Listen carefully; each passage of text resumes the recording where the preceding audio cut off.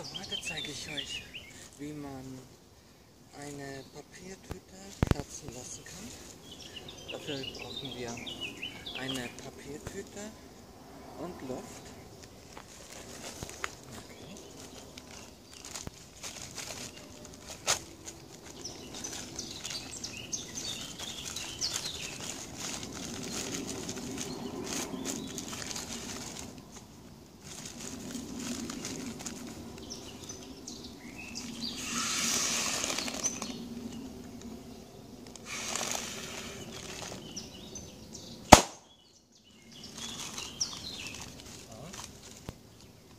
Und kommt schon mal auf die Struktur der Tüte an.